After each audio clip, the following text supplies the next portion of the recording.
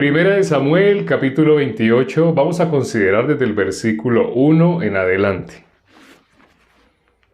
Aconteció en aquellos días que los filisteos reunieron sus fuerzas para pelear contra Israel. Y dijo Aquis a David: Ten entendido que has de salir conmigo a campaña, tú y tus hombres. Y David respondió a Aquis: Muy bien, tú sabrás lo que hará tu siervo. Y Aquis dijo a David: Por tanto, yo te constituiré guarda de mi persona durante toda mi vida. Ya Samuel había muerto y todo Israel lo había lamentado, y le habían sepultado en Rama su ciudad. Y Saúl había arrojado de la tierra a los encantadores y adivinos. Se juntaron pues los filisteos y vinieron y acamparon en Sunem. Y Saúl juntó a todo Israel y acamparon en Gilboa. Y cuando vio Saúl el campamento de los filisteos, tuvo miedo, y se turbó su corazón en gran manera. Y consultó Saúl a Jehová, pero Jehová no le respondió ni por sueños, ni por Urim, ni por profetas.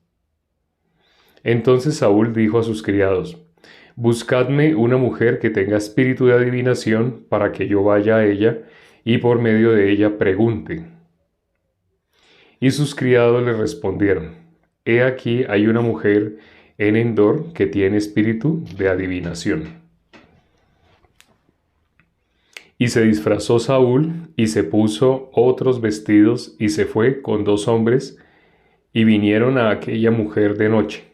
Y él dijo: Yo te ruego que me adivines por el espíritu de adivinación y me hagas subir a quien yo te dijere.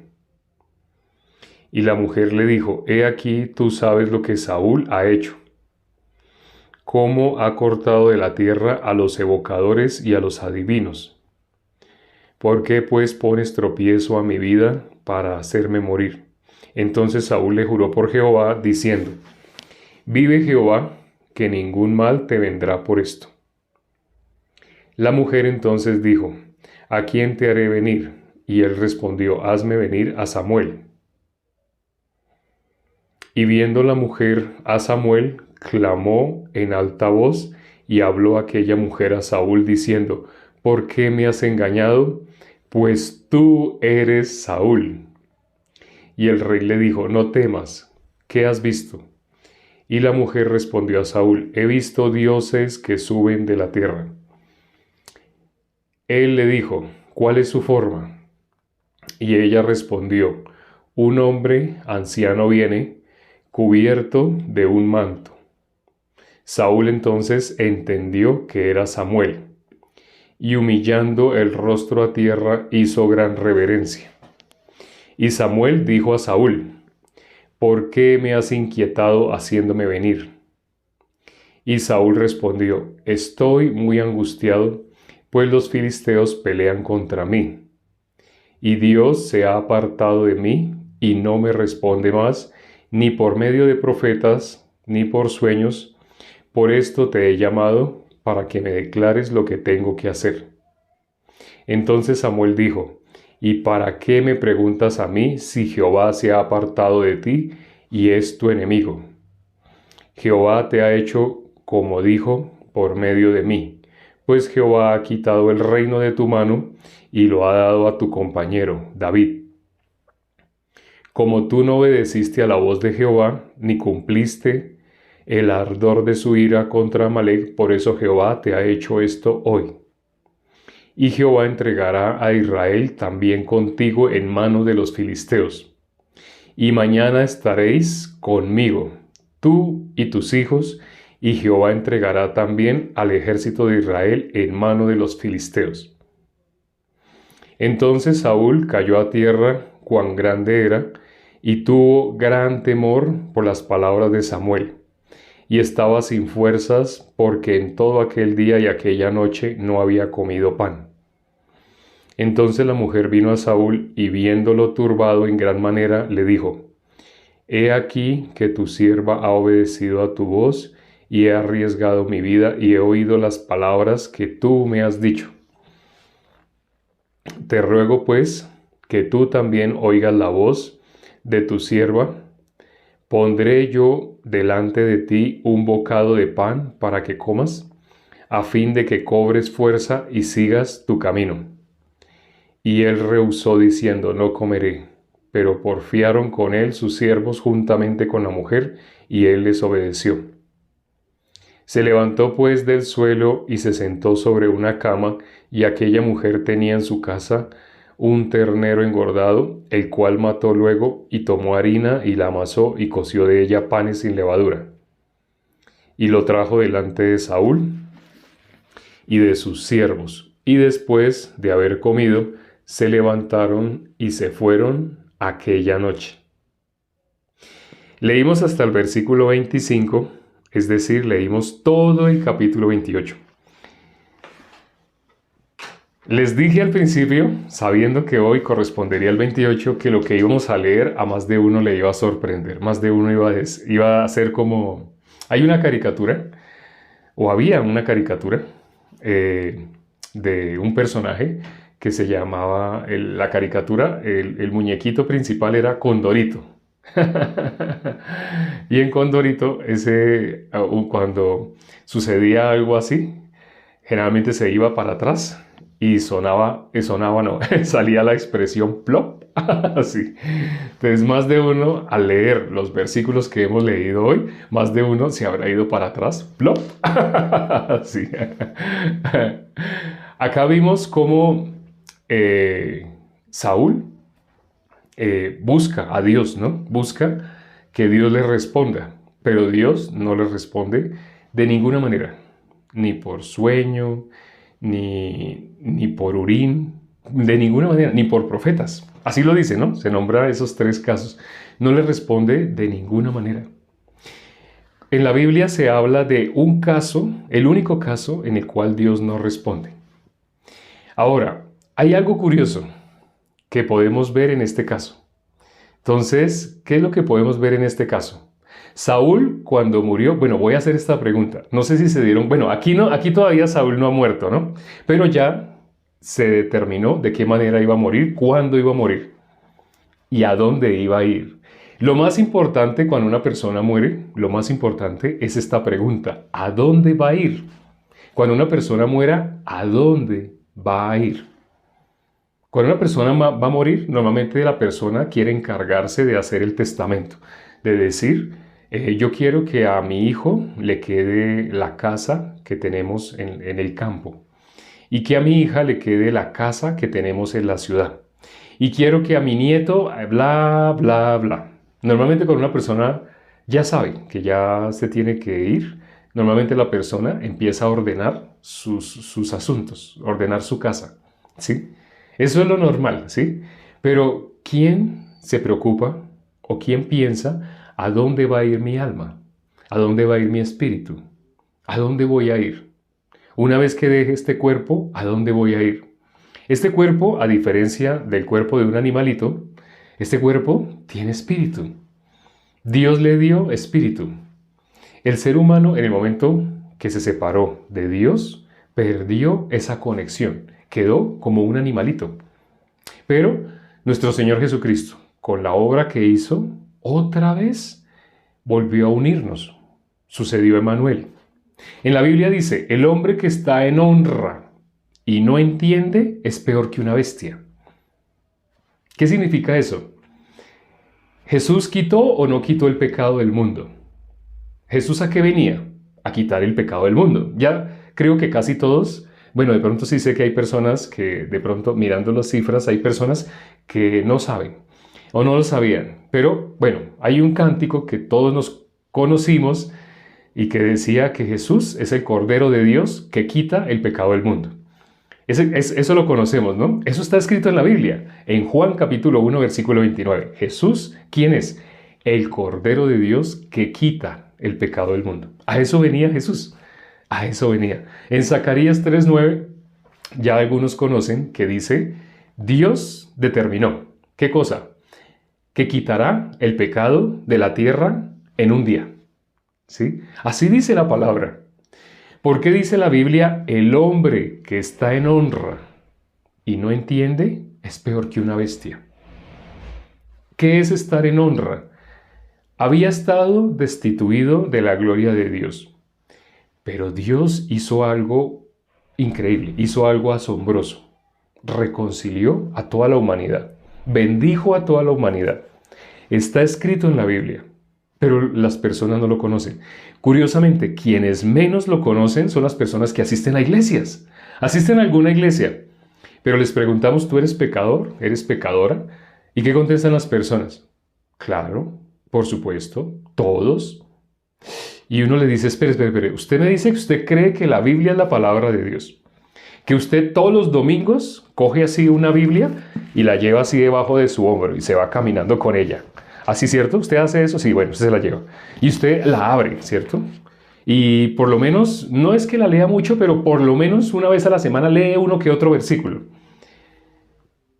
Pero con todo eso, usted dice que Jesús fracasó. No, yo nunca he dicho que Jesús fracasó. ¿A qué vino Jesús? A quitar el pecado del mundo. Pero si usted me está diciendo que usted es pecador, usted está afirmando que Jesús fracasó. Que aquello a lo que vino, ¿sí?, la misión que tenía, por la cual fue enviado para que tomara cuerpo participara de cuerpo de carne y sangre, como un cuerpo como el que tenemos nosotros. ¿Para qué Dios le permitió eso? Para que Él pagara el precio del pecado. ¿Lo pagó o no lo pagó? Sí lo pagó. Bueno, ¿entonces usted es pecador? Claro. ¿Por qué sigue diciendo que Jesús fracasó? No, yo no estoy diciendo que fracasó, sí lo está diciendo. Porque está diciendo que aquello a lo que Jesús vino, no lo pudo hacer. Le quedó difícil, le quedó grande. No lo pudo completar. Espere, me estoy confundiendo. Sí, se está confundiendo porque hay dos cosas. Sus pensamientos, lo que le han enseñado, lo que todo el mundo, bueno, todo el mundo no, el 99% de la población cree. Diciendo que creen en Dios, pero realmente ¿en quién creen? Están creyendo en su propio pensamiento. Dicen que con los labios, dicen que creen en Dios, pero en la práctica, cuando miramos lo que sale del corazón, de la abundancia del corazón, habla la boca. ¿Por qué ese versículo dice así? Porque cuando miramos lo que sale del corazón, lo que sale por la boca de las personas, niega creer en Dios. Dice, no, yo creo en Dios. Y mire, tengo la Biblia debajo del brazo, aquí la tengo. Pero, ¿usted es pecador? Sí. Está negando a Dios. Está negando la obra de Dios. Está negando a Jesús. No, yo amo a mi Señor. Jesús es mi Señor. Lo está negando. Cuando dices Jesús, tienes en tu imaginación algo diferente a lo que la Biblia habla de Jesús. ¿Sí? Es decir, tienes un Jesús diferente al Hijo de Dios. Porque el Hijo de Dios quitó el pecado del mundo. Para algunos, ¿para quién es una buena nueva esto que acabo de decir? Es una buena nueva para aquel que no tenía posibilidad de solucionar su pecado. Pero las personas que todavía están tratando, están intentando, voy a ayunar. No se preocupe, la semana entrante voy a ayunar y voy a ayunar 7 días. ¿Qué me está queriendo decir? Es que de esa manera creo que me acerco más a Dios. ¿Qué está diciendo? Lo que acaba de insinuar es que usted pretende que algo de lo que usted haga solucione el problema del pecado. Pues es que yo creo que debemos, sí, me está hablando lo que usted piensa, lo que a usted le parece, lo que usted se imagina. Me está hablando sus pensamientos. Pero la palabra dice, para que se pueda volver a Dios, ¿sabe qué es lo que tiene que dejar? Deje sus pensamientos. Lo dice Isaías 55, versículo 7. ¿Qué tiene que dejar para poder volver con Dios?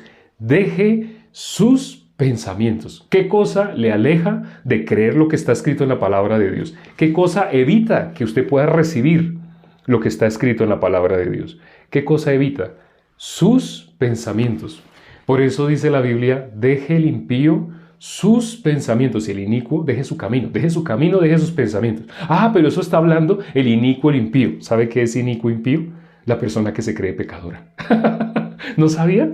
Si tú hasta ahora te has creído pecador, eres impío, eres inicuo. No, yo soy cristiano. No, una persona no es cristiana porque dice que es cristiana o porque lleva 20, 30 años asistiendo a una iglesia que todo el mundo conoce como cristiana. si hasta este momento te has considerado pecador, no has sido cristiano. En la Biblia dice que hay muchas personas que se van a presentar diciendo que son cristianos, que han echado demonios en el nombre de Jesús, han profetizado, han hecho milagros en el nombre de Jesús. No se refiere, cuando dice que lo han hecho en el nombre de Jesús, personas que están seguras que son cristianas o que no son cristianas. Personas que están seguras que son cristianas. Pero Jesús les va a decir a esas personas, están seguras, no tienen duda. Nadie les va a sacar de ese pensamiento positivista, porque no están parados en la Biblia, sino únicamente en sus pensamientos. No, yo sé, ay, no me diga, me está confundiendo. Yo sé, yo hasta ahora llevo 20 años siendo cristiana, siendo cristiano. No eres cristiano. ¿Por qué eres cristiano? ¿Porque has asistido a una iglesia? Si dices que eres pecador, estás negando a Cristo. Estás negando la obra que hizo nuestro Señor Jesucristo. Es terrible. Es terrible. Pero esto es el resultado de creer en tus pensamientos. Dice la palabra. ¿Cuál es el mal que le llega a una persona? ¿Cuál es la maldad? El peor mal que le puede suceder a una persona. El fruto de sus pensamientos. Así dice la Biblia. Sé que esto no te lo habían enseñado. Para que te hayas considerado pecador, pecadora, es porque no te habían enseñado lo que está escrito en la palabra de Dios. ¿A qué vino Dios? ¿A qué vino Dios? En cuerpo humano. ¿A qué vino nuestro Señor Jesucristo? ¿Para qué envió a su Hijo? Eso no te lo habían enseñado. Es más, por eso que acabo de decir, hay más de uno que diría, no me gustó, no me cuadra. Sí, tus pensamientos, ¿quién los maneja? ¿Quién es el que quiere que tú no recibas la salvación? ¿Sabes? Por eso el capítulo que leímos hoy, 28 de Primera de Samuel, tiene elementos que ha hecho que más de una persona diga, algo no entiendo.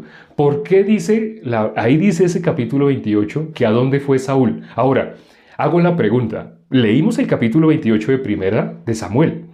¿Qué dice de Saúl? ¿A dónde va a ir él al día siguiente? Está dicho que él va a morir, el día siguiente va a morir. No solo él, sus hijos también. Van a morir sus hijos y va a morir él. Pero ¿a dónde van a ir? Aquí dice, ¿a dónde van a ir? ¿Sí saben? ¿A dónde van a ir? Hago la pregunta. Va a ir con Samuel.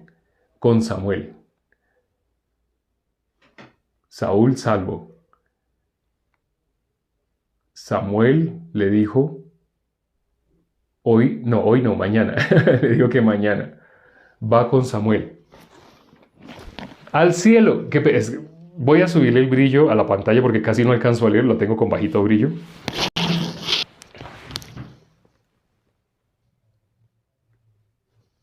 Y me voy a devolver. Quiero ver quién escribió cielo. Pues Ángela. Ni más ni menos, bueno. Sí, tenía que ser Ángela. Escribió cielo.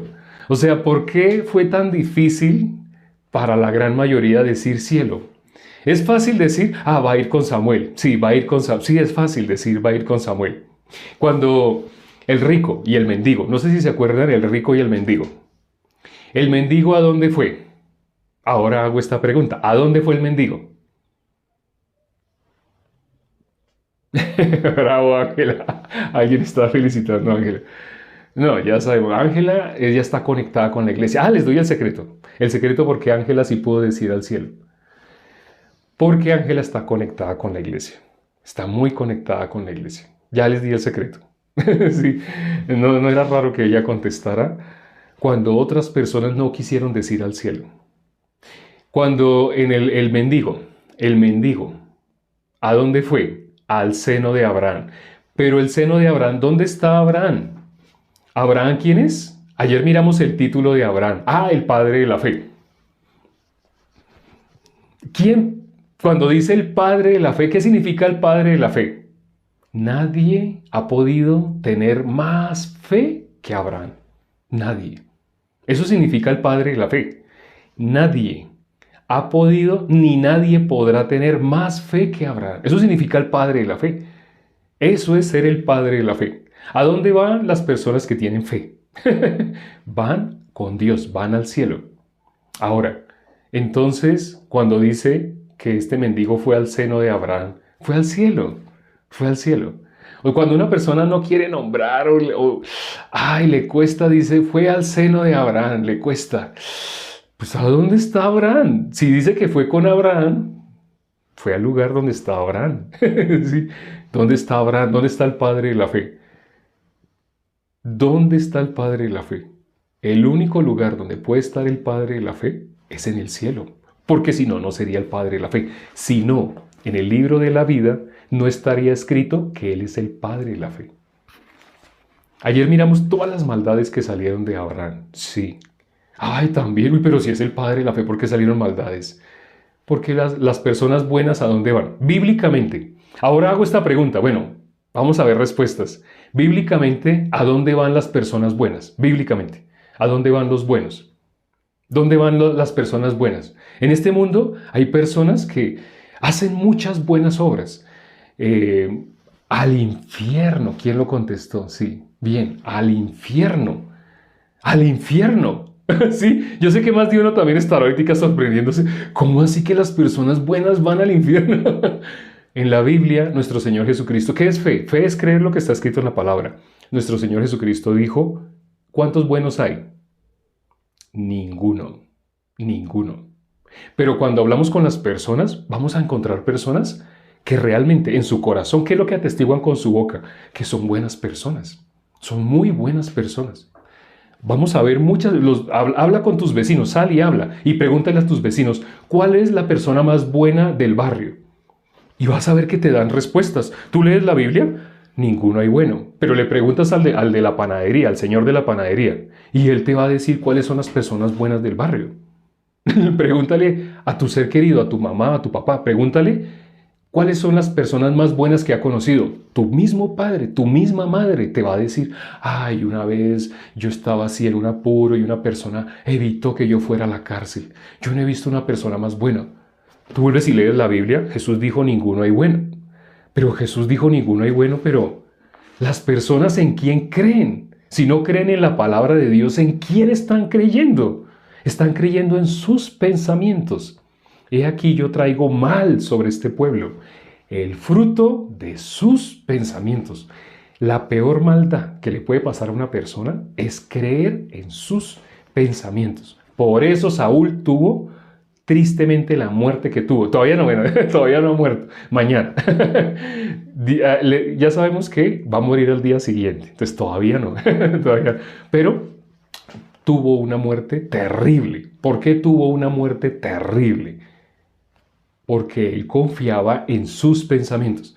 Pero lo sorprendente, lo que a más de uno lo dejó hoy plop, es ¿Saúl fue al cielo? Sí, Saúl fue al cielo. ¿Por qué se dice que va a estar con Samuel, con el profeta? Mañana vas a estar conmigo, tú y tus hijos. Está diciendo, tú y tus hijos son salvos. Pero Saúl es la persona más corrupta. Cuando en la Biblia vamos a mirar, el sinónimo de corrupción es Saúl. No hay nadie más corrupto que Saúl, nadie. Algunas personas dirían, ay, Nabucodonosor. ¿Sabe qué dice la Biblia de Nabucodonosor? También esto que les voy a decir va a sorprender a más de uno. En la Biblia dice, Nabucodonosor, mi siervo. ¿Quién dice Nabucodonosor, mi siervo? Dios da testimonio, Nabucodonosor, mi siervo. Más de uno ahorita estará como, oh, espere.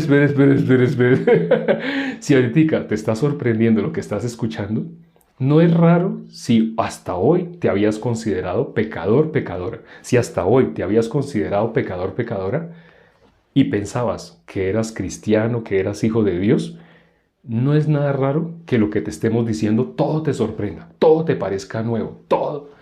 Porque ¿qué es lo que te han estado enseñando? A ser buena persona. Espere, miremos qué dice la Biblia. Ninguno hay bueno. ¿Qué dijo nuestro Señor Jesucristo?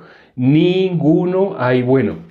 ¿Qué enseñan el 99% de las que conocemos como iglesias? ¿Qué enseñan? A ser buena persona.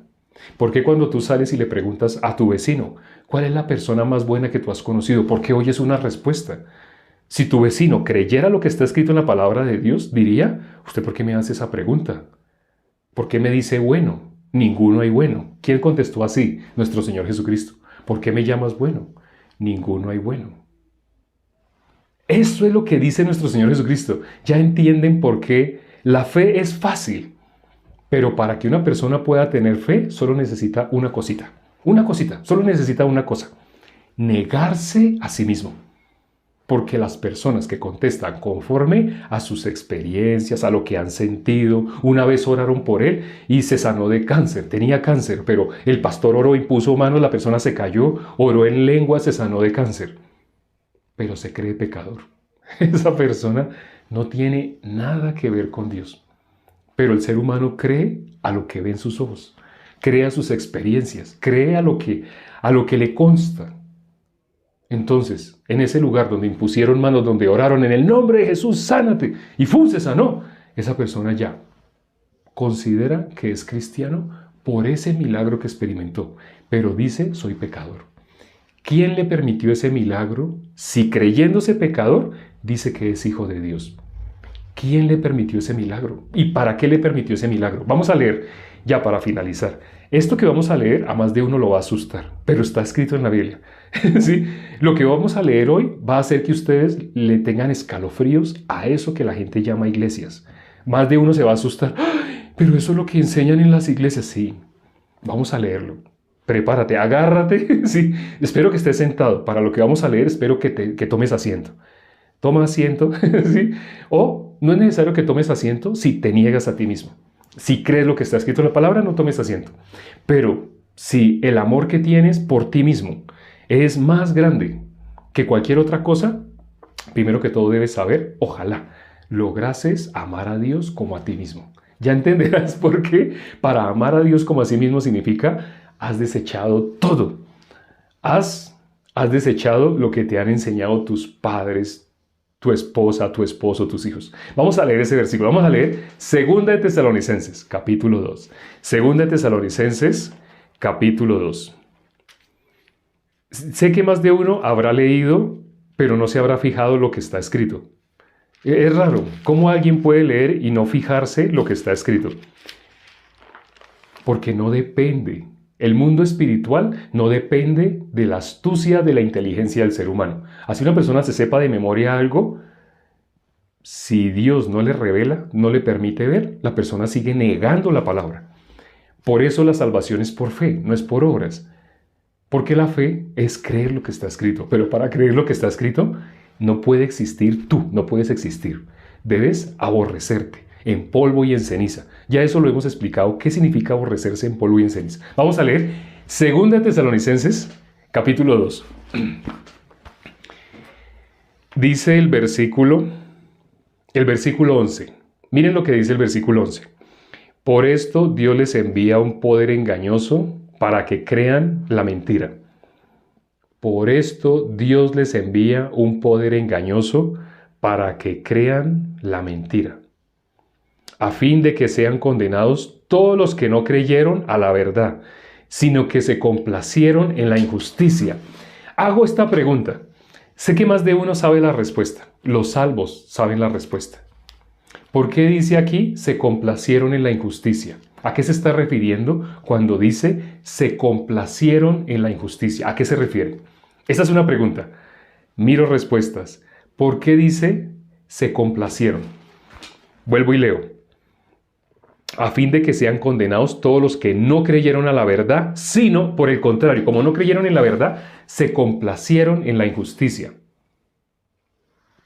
¿Qué significa? Creyeron en sí mismos. No es difícil. Solamente un salvo puede contestar, creyeron en su propio pensamiento. Creyeron en sí mismos.